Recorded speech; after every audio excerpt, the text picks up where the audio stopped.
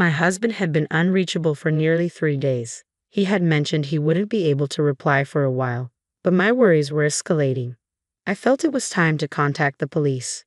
Just as I was considering this, I received a call from one of my subordinates. "Ma'am, your husband passed away in an accident." Why was she calling me? I couldn't dwell on that now. I hurried to the hospital where I saw my husband's unrecognizable body. My name is Harper. I'm 28 years old, married for 2 years, and live with my husband. We both work at an iced tea company. We've talked about having children someday, but not yet.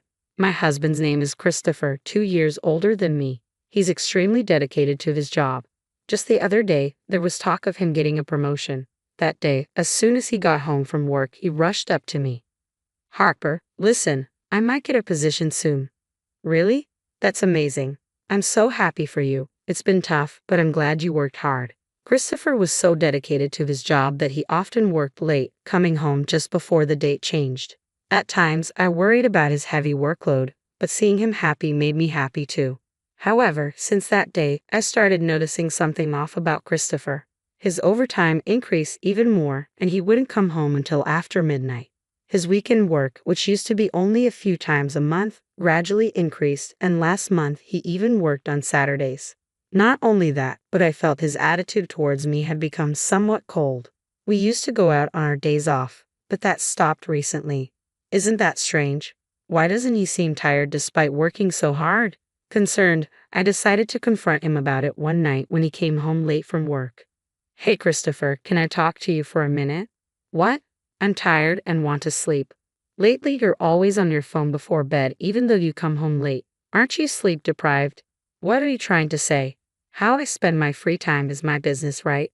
"That might be true, but are you really that busy with work?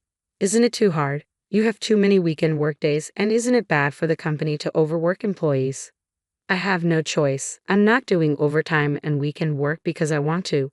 But isn't it too much? You don't understand my job, Harper. Do you? Don't butt in when I'm tired from work." With that, Christopher left the living room. My uneasy feelings only intensified after that conversation. Then one day, on my usual commute home by car.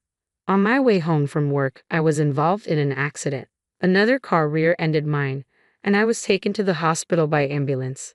I had bruises all over my body. After several tests to ensure my safety, I was advised to stay in the hospital for a few days. I needed a change of clothes, so I tried calling my husband.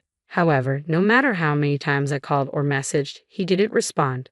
"You should be done with work by now, so why haven't you answered?" I thought, we could at least exchange messages during your overtime. I kept calling him every few minutes until he finally answered an hour later. As I tried to explain the situation, he let out a big sigh. "Oh, you're so persistent. Can't you tell I'm working overtime? If I don't answer the phone." "I'm sorry, but that's not the issue right now," I interrupted. "Actually, I got into an accident on my way home, and I'm in the hospital now. My whole body hurts, but they said there are no life-threatening injuries." "An accident? Oh, what a pain you're causing," he responded unexpectedly. "Stop getting into accidents when I'm busy. I'm not paying for the car repairs." I involuntarily let out a huh at his callousness. He continued, "Besides, it wasn't my fault. It was the other driver's. Stop nagging. Anyway, I'm not going, and I won't reply for a while. Figure it out yourself." The call ended there, leaving the busy town echoing in my ear, pushing my heart to its limit. Before I knew it, I was in tears. Why did he speak like that? Wasn't he worried about his wife who had been in an accident? He used to prioritize me over work. If I could, I'd want to get a change of clothes myself. My parents lived far away, so I couldn't ask for their help. I sent several messages to my husband afterward, but he never brought my things. I had no choice but to buy everything myself. I needed something from the hospital store. Since then, I tried contacting my husband a few times, but 3 days had passed without a reply. He said he wouldn't respond for a while, but I was getting worried. No matter what, it's unusual not to have any contact for this long. What if he got into an accident too? That anxiety crossed my mind. That's when I heard a knock on the hospital room door. When I responded with yes, my coworker Jasmine, whom I usually get along with, came to visit me. "Jasmine, you came. Thank you. I was surprised when I heard you had been in an accident after I contacted you since you hadn't been at work for a while. It's not a big deal. Just some bruises and a broken bone. It's more than enough. but I'm glad you seem to be doing well. For a while, we chatted and laughed about trivial things. As visiting hours were ending, Jasmine started to get ready to leave. But then she stopped and looked troubled. I cautiously asked her, Jasmine, what's wrong? I'm sorry, Harper. I don't think I should say this now, but I saw it. Saw what? Did you see? I saw your husband walking with Daisy. When did that happen? 3 days ago. The Daisy Jasmine mentioned was a junior coworker at our company. I had been her mentor when she was a new employee. Even now, a few years later, we go to lunch together once a week. Why would she be with Christopher? Daisy and my husband should have last met at our wedding. Could it be? But there's no way they would do something like that.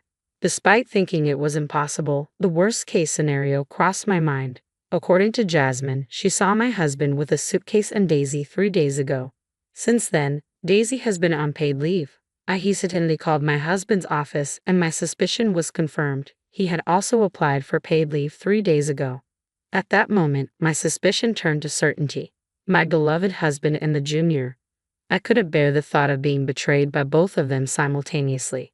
Perhaps my husband's increased overtime and weekend work were not solely for professional reasons, but because he was meeting her. No, maybe they were already involved before that. As I recalled my husband's suspicious behavior, more and more things started to make sense. So that's why he became so cold, I realized. Surprisingly, it all made sense to me. Unconsciously, I called my husband. I hardly contacted him these past few days, thinking he wouldn't respond anyway. He probably wouldn't pick up after just a few attempts. But I couldn't just let him do as he pleased. I kept ringing his phone until he finally answered, 30 minutes after I started calling. What's your problem? He snapped. I told you I wouldn't answer for a while. Why are you so busy that you can't even answer a call from your wife? Of course, I'm working every day, even though you're on paid leave until tomorrow. What kind of work are you doing? I questioned. Assuming he hadn't been caught yet, my husband hesitated for a moment. Still thinking he could deceive me, he quickly started making excuses. What are you talking about? I didn't take any paid leave. No use playing dumb. I already confirmed with the company, I retorted. Well, actually, I just suddenly wanted to take it easy. I've been relaxing at home these past few days. Oh, really? With Daisy, even preparing a suitcase. I already know everything, just confess. I couldn't help but raise my voice. Then my husband, realizing he couldn't hide it any longer, revealed his true colors. Ah, so you found out. Yes, I'm on a trip with Daisy. Now that you know, stop bothering me, you ugly woman. So that's how it is. Why? Why with Daisy? Why? Do you think she's younger and cuter than you? For such a reason. Enough already. I'm having fun on this trip. Don't bother me. Don't worry, I'll divorce you when I get back. He laughed and hung up the phone. It was right after that the love I had for my husband turned into hatred in an instant. I can't forgive him. To be betrayed in such a terrible way. I won't let them have their way. I'll definitely send them to hell. That's when I decided to take revenge on them. But before I could take matters into my own hands, divine punishment would come to them. The next day, I was discharged from the hospital and started to regain some mobility. To prepare for my revenge, I opened my smartphone to search for a lawyer's office. Just then, my phone rang. Daisy's name appeared on the screen. My husband's affair partner. I was surprised for a moment, but I couldn't run away now. I gathered my courage and answered the call. Hello? Mom, I'm so sorry. Isn't it common sense to apologize in person? Yes, you're right, but that's not the point right now. Ha! Daisy's voice was somewhat shaky. Then she said something that made me doubt my ears. Your husband has died in an accident. I was so shocked that I couldn't find the right words. Confused, I barely managed to respond to Daisy. He's dead? What? What are you talking about? Christopher is on a cheating trip with you, isn't he? Yes, that's true. But on the way home, Christopher got caught in an accident. According to Daisy's story, it seems the two of them were in an accident on their way home from the airport. Christopher was hit by a car, and although an ambulance was called right away, he didn't move a muscle. To my surprise, the hospital Christopher was taken to was the same one I was staying at. I quickly hung up the phone, explained the situation to the nurse, and headed to my husband's side. I had to move using crutches as my broken bone hadn't fully healed. Since I heard he had died, I assumed I'd be taken to a morgue or something, but incredibly, Christopher was still alive.